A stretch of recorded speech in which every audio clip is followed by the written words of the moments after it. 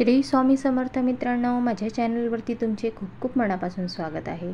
तर आपण आज गुरुचरित्र वाचनाचे नियम बघणार आहोत आणि ते नियम कशा प्रकारे पाडायचे आहेत आणि वाचनाची सुरुवात कशी करायची आहे। तर श्री दत्तात्रय महाराज म्हणजे प्रभू नामधारकांना अतिसामान्यांना गुरुप्रणीत मार्ग मिळाला म्हणून श्री गुरुचरित्र सांगितले आहे। श्री गुरुचरित्र हा 5वा वेद मानला जातो। श्री गुरुचरित्र हा साधा ग्रंथ नसून दैविक शक्तीने भरलेला सिद्ध मंत्र रूप म्हणून महाप्रसादिक आणि वरद ग्रंथ आहे।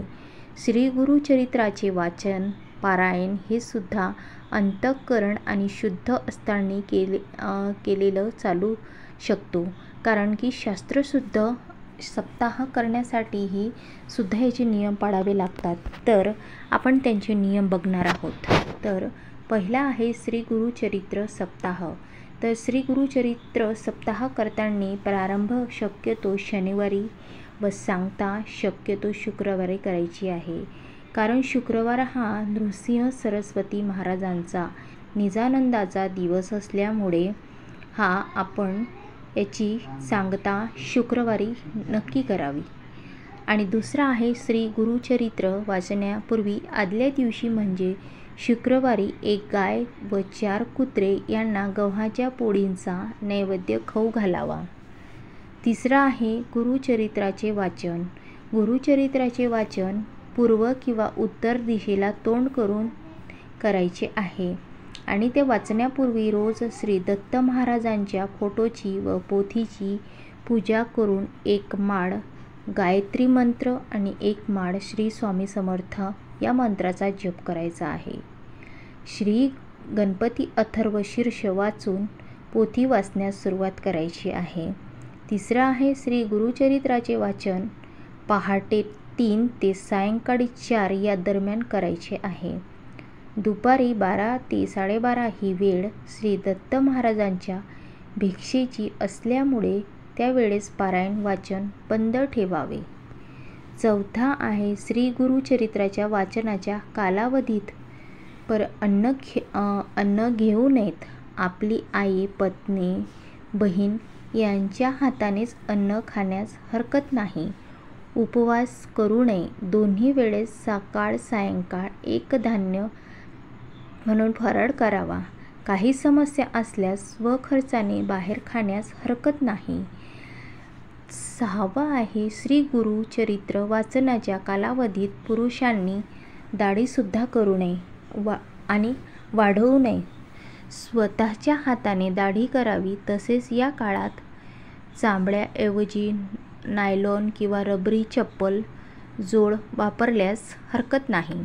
श्री गुरुचरित्र वाचनाच्या कालावधीस ब्रह्मचर्य पाळावी। 7वा आहे श्री गुरुचरित्र वाचनाच्या कालावधीस मृत शौच असणाऱ्याच्या घरी किंवा अंत्यविधीस जाऊ नये।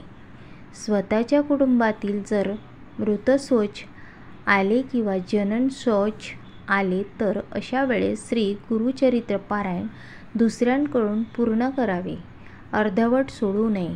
श्री गुरुचरित्र वाचनाच्या कालावधीत मासिक पाळी विषयक अस्वच्छ सांभाळावेत।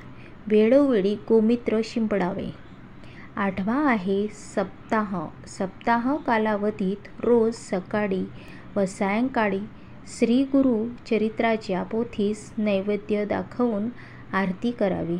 रोज रात्री झोपण्यापूर्वी श्री विष्णू सहस्त्रनाम वाचायचे आहे। 9वा आहे श्री गुरुचरित्र वाचण्याची पूर्वपार पद्धत। तर आपण ती पद्धत बघणार आहोत की पहिला दिवस। तर गुरुचरित्राचे वाचण्याची पद्धत कशी आणि कोणता अध्याय सुरू करायचा, कुठे समाप्त करायचा। तर पहिल्या दिवशी अध्याय 1 ते 9 आपल्याला वाचायचे आहे। दुसऱ्या दिवशी 10वा ते 21वा अध्याय तुम्हाला कंप्लीट करायचा आहे, म्हणजे वाचायचा आहे। आणि तिसऱ्या दिवशी 22वा आणि 29वा हा अध्याय कंप्लीट करायचा आहे। चौथ्या दिवशी 30वा ते 35वा हा अध्याय तुम्हाला वाचायचा आहे। 5व्या दिवशी 36वा ते 38वा हा तुम्हाला वाचायचा आहे आणि 7व्या दिवशी 44 ते 53 हा अध्याय तुम्हाला पूर्ण करायचा आहे। तर हे 7 दिवसाचं पारायण असल्यामुळं प्रत्येक दिवसाला किती अध्याय येतील याविषयी आपण माहिती जाणून घेतलेली आहे। तर 10वा आहे श्री गुरुचरित्र सप्ताह। हा 7 दिवसाचे एक पारायण या पद्धतीने करायचे आहे। परंतु 21 दिवसात 3 पारायण, 49 दिवसात 7 पारायण करायची देखील पद्धत आहे। तर 7 दिवसाच्या सप्ताहाची 8व्या दिवशी सांगता करावी व सांगतेच्या दिवशी सकाळी 10:30 वाजता श्री दत्त महाराज व कुलदेवता श्री स्वामी समर्थ महाराज व एक श्री गुरुचरित्र ग्रंथ करिता नैवेद्य मांडायचा आहे। ग्रंथाचा नैवेद्य गाईला खाऊ घालावा किंवा स्वतः घ्यावा, मगच आपण भोजन करावे। 11वा आहे श्री गुरुचरित्र वाचनाच्या कालावधीमध्ये सुद्धा आपले नित्यसेवेत खंड पडू देऊ नका। शक्यतोवर भूमिशयन करावे, कॉटवर झोपू नयेत। तुम्ही खालीही काही टाकून झोपू शकता। आणि श्री गुरुचरित्र 3 दिवसीय वाचू नये। 1 दिवसीय पारायण फक्त दत्तधाम व राष्ट्र सेवेसाठी करावे। वैयक्तिक पारायण 7 दिवसाचे करावे आणि श्री गुरुचरित्राच्या निष्ठापूर्वक पारायण ते अनुभूतीपूर्वक साक्षात्कार होतो, हे या ग्रंथाचे वैशिष्ट्य आहे।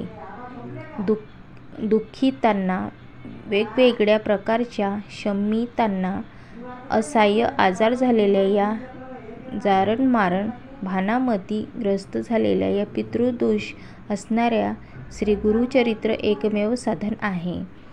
तर मित्रांनो, अशा प्रकारे ही गुरुचरित्र पारायणाची नियम व पद्धत होती।